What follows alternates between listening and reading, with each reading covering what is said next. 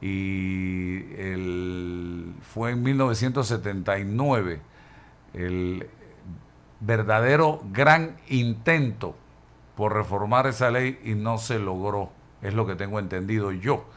Se han hecho pequeñas reformas, pequeñas curitas, pequeños parches, pero en el fondo sigue latente, sigue vigente la ley de 1946. ¿Cree Nivia Roxana Castrellón la necesidad real ya de hacer esa reforma, esa transformación, de que Panamá tenga una nueva ley en materia administrativa y académica, como planteó el presidente Mulino? Bueno,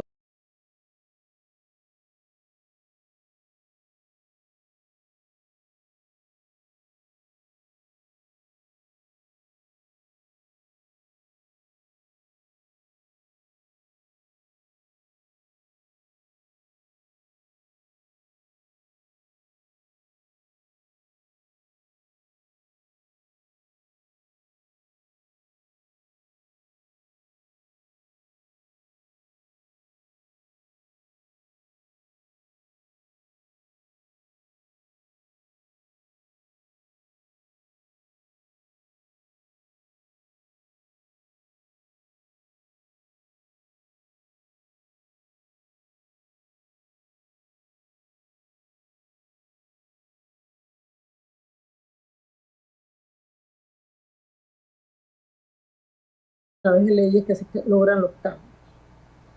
La realidad es que si analizamos, hemos tenido múltiples diálogos promovidos por el Ejecutivo, facilitados por entidades internacionales, organismos internacionales como el Programa de las Naciones Unidas para el Desarrollo en su momento. Tanto los últimos, puedo hablar por supuesto de la iniciativa del entonces presidente Varela, que trae como consecuencia el Compromiso Nacional por la Educación, que a su vez crea el COPEME y que ha seguido existiendo y que tiene 37 políticas públicas y 241 líneas de acción en 5 áreas, iniciando con, por supuesto, calidad de la educación, equidad de la educación, la gestión administrativa, la inversión y la formación docente. Entonces, es un tema de legalidad. Yo pienso que trasciende la legalidad, pero sí es importante que se considere.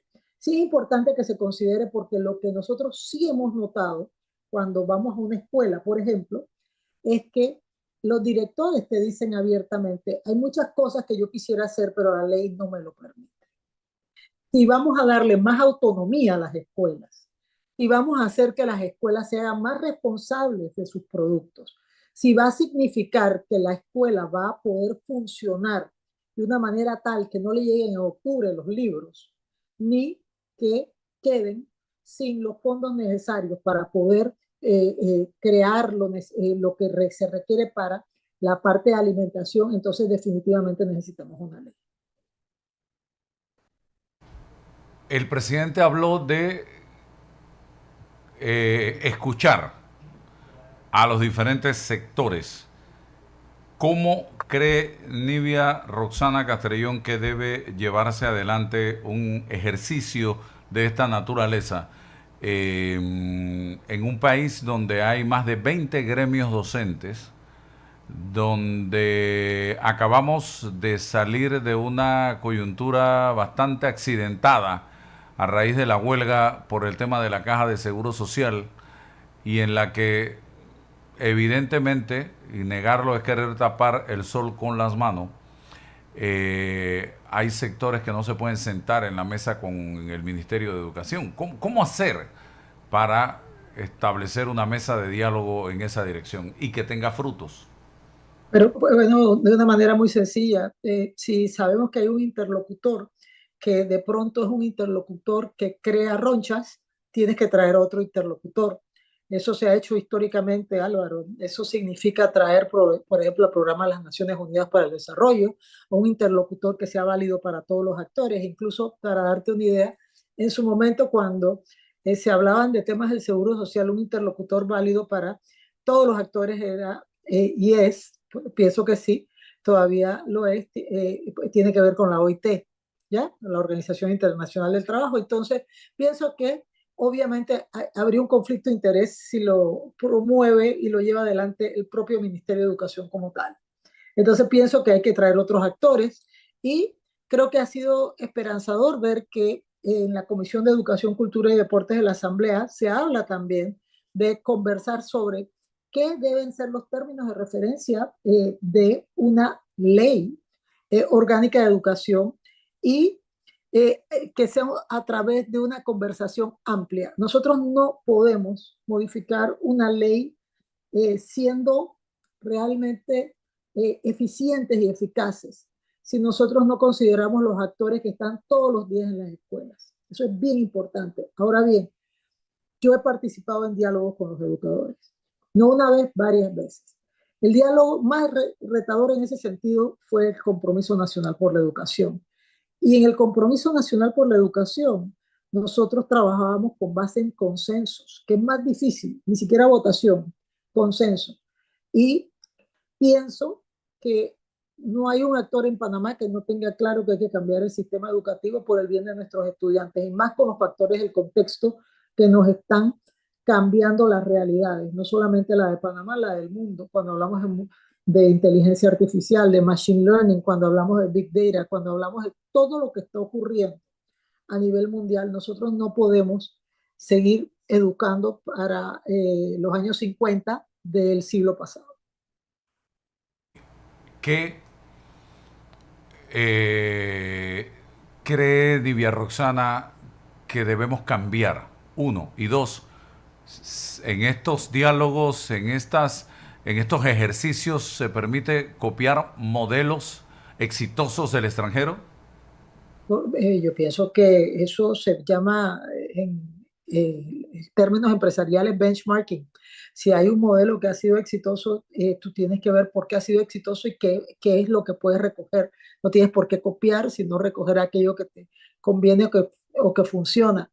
Yo soy de la opinión que en el caso panameño, nosotros no le hemos permitido a los acuerdos de las políticas públicas suficiente maduración para ver los impactos. Porque el problema y que no lo habíamos mencionado, no lo hemos traído a la mesa, Álvaro, pero yo creo que es fundamental, es que el tema no es que se sienten y lleguen a un acuerdo, es que sea sostenible en el tiempo, porque lo que vemos es que cada 5 años hay cambios.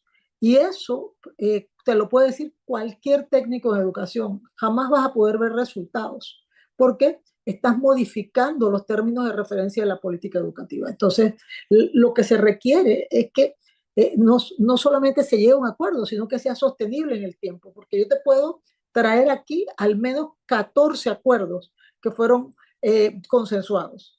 Entonces, no es un punto de ponerse de acuerdo, sino que haya esa gallardía, esa seriedad de convertirlo en una política de Estado que trascienda gobierno. Eso es lo que a nosotros nos interesa, a todos los panameños, y sobre todo porque nuestro talón de Aquiles es la educación. Nosotros tenemos una deuda muy grande. Este es un país donde 1 de cada 3 niños es pobre multidimensional. 33% de nuestra población es vulnerable. Es muy delicado. Nosotros no podemos seguir educando precisamente peor a los que más requieren la educación como una herramienta de movilidad social, que eso ha dejado de ser. Me preguntaste algo puntual, me dijiste, ok, ¿qué transformarías? Yo centraría todo en la Ley Orgánica de Educación en la escuela, porque desafortunadamente tenemos un sistema muy centralista. Mientras nosotros sigamos teniendo decisiones administrativas básicas en el Ministerio de Educación, nosotros no vamos a poder tener escuelas que asuman el reto de hacerse responsables de la calidad de la educación que ofrecen a sus estudiantes. Necesitamos eso, necesitamos una ley de carrera docente, pero ¿en qué sentido? Nuestra ley de carrera docente lo que hace es estimular al maestro a que salga del aula y se convierta en administrativo para tener un mejor ingreso. Y eso es un error. Nosotros necesitamos que los buenos docentes permanezcan en el sistema, que capaciten y formen a sus pares, que sean curriculistas, que sean especialistas, que incluso produzcan obras, que sean investigadores de la educación. Tenemos muy poca investigación en educación. Entonces, Pienso que eso sería fundamental. También, en mi opinión, hay que cambiar el año fiscal del Ministerio de Educación. Eso es fundamental. No, el Ministerio de Educación no puede seguir recibiendo el dinero en línea en febrero, cuando las clases inician en marzo. Jamás van a estar las escuelas listas mientras esto continúa.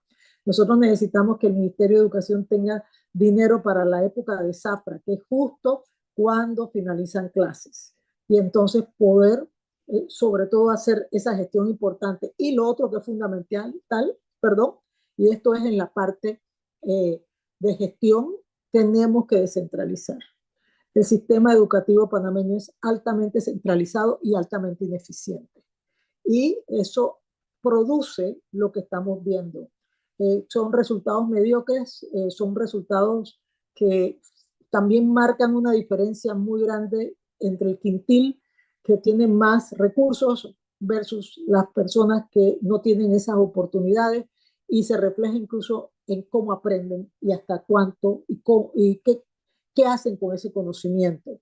Entonces, pienso que la descentralización, el foco en las escuelas más pobres del país, en los territorios más olvidados del país, va a poder hacer que aquí haya un cambio en realidad. Y eso hay que analizarlo. Y hay que hacer transferencias diferenciadas según las necesidades. No podemos pensar que un niño que va a una escuela en Paitilla, cuando hablas del FESE, debe recibir exactamente igual el niño que está en una escuela en Canquintú. Yo pienso que eso no funciona y es muy evidente que no funciona. Matilde Gómez. Sí, hola Nidia, buenos días, feliz año. Yo quería preguntar, mira, cuando el presidente en el discurso habló del diálogo para la reforma educativa, la preocupación que me vino enseguida fue: un diálogo de esa naturaleza necesita un ambiente de confianza, y el sistema quedó muy lastimado después de el pseudo diálogo que se dio para el Seguro Social, ¿no? Porque había pues ya como una hoja de ruta establecida y nada más fue escuchar, pero ya había decisiones tomadas. La pregunta que te quiero hacer es, como experta, tú que eres experta en este tema y los años que llevas dedicado a esto, ¿el diálogo para la reforma educativa es un diálogo de expertos o de esto debe ser de la comunidad educativa? O sea, este es un diálogo que debe ser participativo. ¿Con qué, o sea, cuáles son las fuerzas que tienen la capacidad para convocar? ¿Quiénes son los que deben estar sentados allí? Que ahí tienen que estar sentados, por supuesto, estudiantes, y quiero insistir en eso porque eh, una vez un chico me dijo, lo que pasa es que la sociedad panameña es adultocéntrica, y me hizo mucha gracia porque es verdad. Nosotros ahorita tenemos un reto que nos lo pusieron en nuestras narices ayer. Más de 24.000 estudiantes están precisamente en las reválidas, pero resulta que la materia, que el área en donde hay más problemas es en ciencias sociales.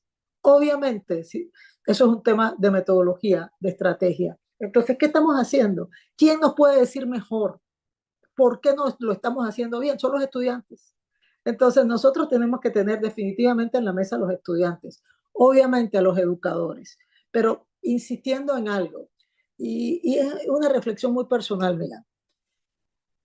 A ver, a mí me gustaría ver más en el contexto panameño, que hablemos de colegios profesionales de educadores. ¿A qué me refiero? Hay Colegio Nacional de Abogados, hay Colegio de Ingenieros, hay Sociedad Panameña de Arquitectos e Ingenieros, Ingenieros Arquitectos, pero uno habla de la parte reivindicativa, pero no habla de la parte profesional. Yo creo que hay que insistir mucho en eso, aunque los gremios han hecho contribuciones relevantes, pero ¿cómo hacer para que la conversación sea más técnica? Eso por un lado. Y dejar de lado la relación laboral con el Meduca, porque esa es la otra parte, es muy complicada. Eso le corresponde al Meduca con sus colaboradores, que no sea parte del debate sobre calidad educativa. Yo creo que eso es importante. Por el otro lado, siento que tienen que estar, por supuesto, las universidades. ¿Por qué? Y eso es una conversación larga que nosotros hemos tenido en diversas ocasiones. Porque resulta que los educadores no los formamos en otro continente, sino que los formamos en nuestras universidades. Y entonces, realmente las fallas que tienen nuestros educadores también provienen de un sistema y que debe haber una modernización en el pensum académico de la formación de los educadores y su formación continua también. Eso es un tema que no es menor. Así que tienes que tener a las universidades, tienes que tener a los educadores, a los padres de familia, por supuesto, a las organizaciones no gubernamentales educativas, tienes que tener a las organizaciones, yo llamo estos del mundo productivo. El mundo productivo son los trabajadores y los empleadores, deben estar ahí representados como algo fundamental. Y al final del día, y por supuesto el Ministerio de Educación, pero como un actor más, para que sea un diálogo en donde no se siente un diálogo de autoridad, sino un diálogo realmente lo suficientemente horizontal para que haya un fruto que permita sentar las bases de una conversación respetuosa y de un actuar comprometido, que trascienda, insisto, trascienda gobiernos. Porque el problema aquí es que, y es más, hay un estudio que nosotros como la Fundación de Desarrollo Económico y Social que presido, junto con Jóvenes Unidos por la Educación, hicimos sobre 30 años de diálogo.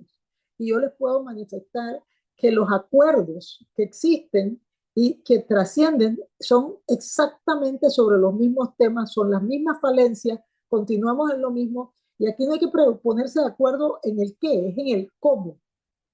Es en el cómo y cuánto estás dispuesto a dar para que esto se haga realidad. Obviamente, insisto, si no hay respeto a lo que la educación incide en el desarrollo nacional, no vamos a tener un resultado perdurable. Pero yo creo que hoy, con una cifra de desempleo de 2 dígitos, con una situación en la que nuestros estudiantes perdieron más de 500 días de clase desde 2020, presenciales, desde 2020 hasta 2025, lo que implica en una trayectoria de 6 años el 45, 50, 60% de su tiempo efectivo de clase. En un país en donde estamos con resultados en las pruebas nacionales, en su momento, y las internacionales, que nosotros debemos hacerlo mejor. Por Dios, yo creo que es un tema de justicia, de equidad y de responsabilidad histórica. Si no queremos convertirnos en un pobre país rico, en donde hay personas que tienen mucho y personas que no tienen nada, o un país de subsidios, porque para preservar la paz social se va a tener que hacer algo. Y sería muy lastimoso que nos convirtamos entonces en un país de subsidios. Una noticia en el diario La Prensa. Un total de 24.680 estudiantes iniciaron este lunes 5 de enero el programa de recuperación académica estudiantil del Ministerio de Educación. Para nosotros era rehabilitar en aquella época. Y es para aquellos que no lograron aprobar el año escolar 2025. El director general de Educación del Meduca, Edwin Gordón, explicó que este programa se lleva a cabo en 86 centros educativos del país, distribuidos en las 16 regiones educativas. La inscripción comenzó el 29 de diciembre, terminó el 2 de enero con una gran movilización de estudiantes y padres de familia. Por acá se habla de el tema, en el titular se mencionaba que ciencias sociales, la materia más reprobada, Nivia Roxana. Sí, sí, justo por eso te lo comentaba. Es que eso es pura estrategia y metodología de enseñanza. Y a mí me ha llamado, y voy a extrapolar, me ha llamado la atención y voy a extrapolarme a otro tema, que es los proyectos del Laboratorio Latinoamericano de Acción Ciudadana. A mí me llama poderosamente la atención que nosotros tenemos al menos 4 proyectos que tienen que ver con cómo se enseña las ciencias sociales, cómo se enseña la historia, cómo se enseña nuestra cívica, hacemos que nuestros jóvenes y nuestros niños entiendan el propósito de las instituciones, cuál es su rol como ciudadano.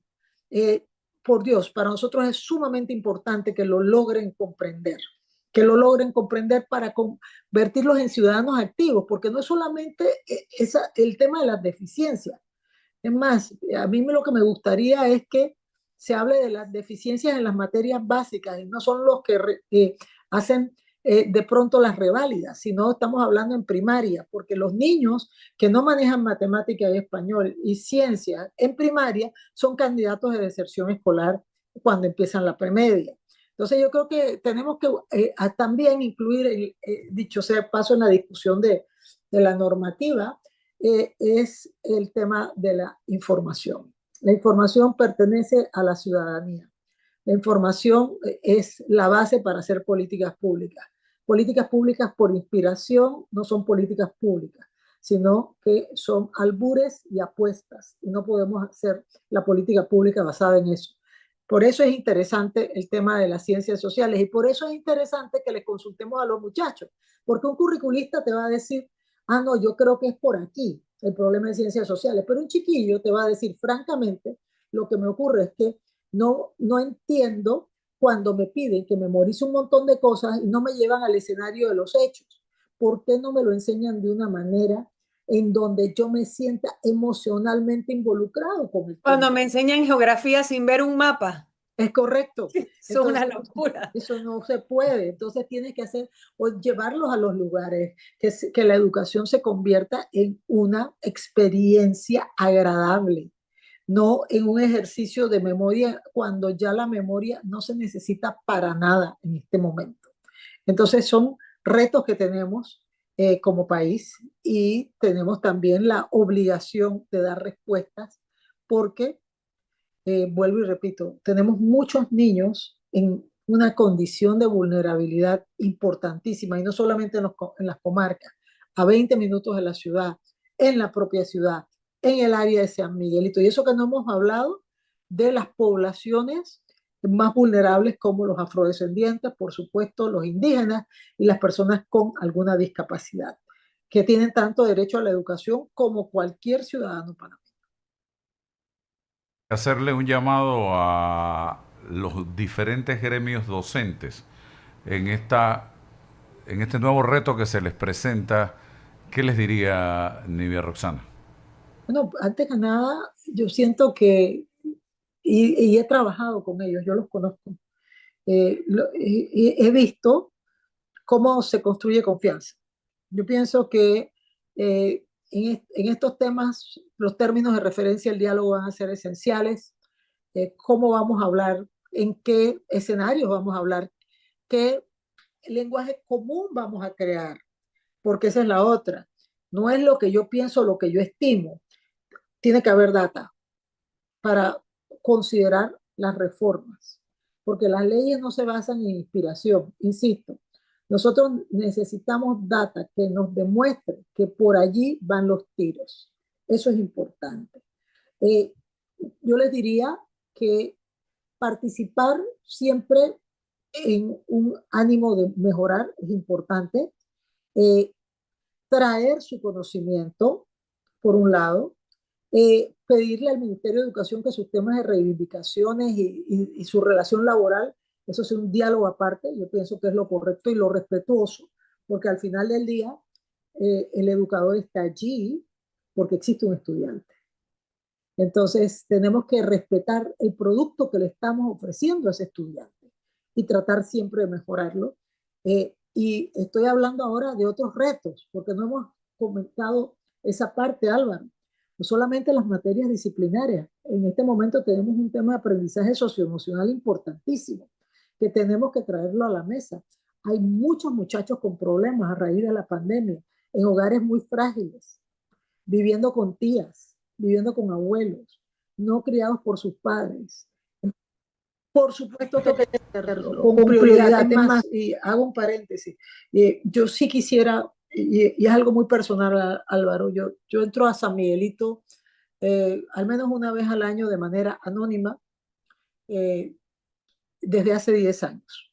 Y me ha impresionado mucho en estas últimas visitas encontrarme niños con discapacidad en hogares con mucha necesidad y que cuando uno conversa con ellos y con las familias, te das cuenta que no están en programas que son esenciales como el programa de Ángel Guardián. Yo pienso que en este momento nosotros tenemos como sociedad que desplegarnos a todas las áreas donde pueda haber vulnerabilidad y tratar primero de identificar dónde están y, por supuesto, de ver cómo se les hace parte de los programas que existen y, por supuesto, que se vea valer su derecho también a la educación, a la salud y a la protección, por supuesto. ¿O qué modelos cree Nivia Roxana debiéramos estudiar un poco para tratar de eh, traerlos a Panamá de alguna u otra manera? Mire, hay mucho, yo pienso que más que modelos, yo quisiera que usáramos data. Nosotros ya tenemos hallazgos que nos ayudan. Incluso hay algo que se llaman los factores asociados en las pruebas, estandarizadas como PISA, como ERCE.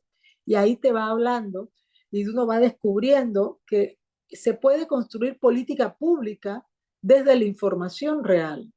Entonces, no es importar un modelo, sino usar la data que ya tenemos y que no ha cambiado tanto el país para considerar los términos de referencia de un cambio.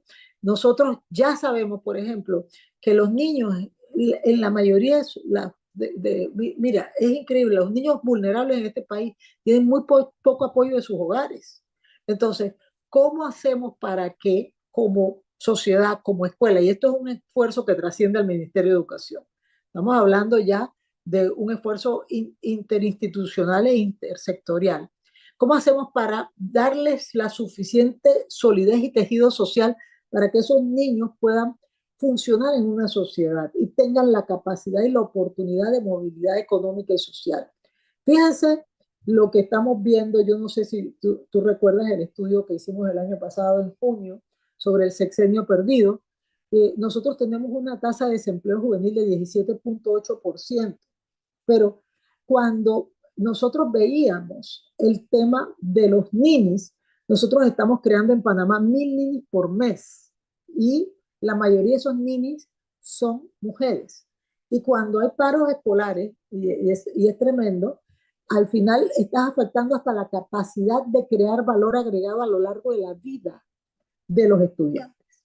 Entonces, nosotros necesitamos en un momento dado ofrecer estabilidad a los estudiantes, ofrecerles a veces servicios que no se supone dar un educador, como hacer de papá, de psicólogo, a veces de suplidor de merienda, eh, y de muchos papeles que supuestamente no le corresponden a un educador, pero que en la era moderna sí se requieren. Lastimosamente vivimos en sociedades ahora mucho más frágiles. Y ya para cerrar, Nivia Roxana, siempre hablamos de la necesidad de mano de obra calificada, de profesionales que vayan acorde con las necesidades que tiene el sector privado, pero estamos trabajando en esa dirección y si es necesario una transformación educativa para lograr esto. Pero es que tiene que ser todo teórico práctico, Álvaro. O sea, es que el problema es que tenemos una educación memorista y academicista. Nosotros necesitamos que haya esa conexión con el mundo productivo. Necesitamos que se entiendan las empresas, las instituciones, la sociedad desde adentro. Mientras la escuela esté aislada, nosotros no vamos a lograr eso. Por eso es tan importante que los estudiantes puedan trascender el perímetro de la escuela. Y a veces eso no se tiene claro. La empresa privada, por eso tiene que estar sentada, por supuesto, en un diálogo así. Por los trabajadores, por supuesto que tienen que estar sentados allí. Es más, cuando tú te sientas con un empresario, lo primero que te va a decir es que tú necesitas a alguien que tenga capacidad de resolución de problemas, que tenga pensamiento crítico, que tenga empatía, que pueda trabajar en equipo, que tenga capacidad de la persona de asumir sus errores y construir sobre eso. Y esos son temas de habilidades blandas que la escuela debiera enseñar. No estamos hablando solo de matemática ni de español. Estamos hablando de cómo formar para competencias para la vida. Y por eso hablaba de aprendizaje socioemocional. Entonces, todo eso tiene que hacerse. Es un trabajo delicado, pero por supuesto que de la mano de la sociedad, porque al final el sistema educativo es el proveedor de capital humano para la sociedad. La sociedad tiene todo el derecho y tiene el deber, además, de explicar, decir, comentar y también contribuir a que esa formación y ese perfil sea una realidad. Gracias, Nivia Roxana, como siempre, por compartir con nosotros. Por favor, para mí es un placer. Gracias a ti, Álvaro. Y hasta luego. Gracias. Bien, seguimos. Vámonos ahora a Estados Unidos. Vamos a conversar con el abogado panameño Abel Arcia. Él estuvo, tengo entendido, licenciado, ayer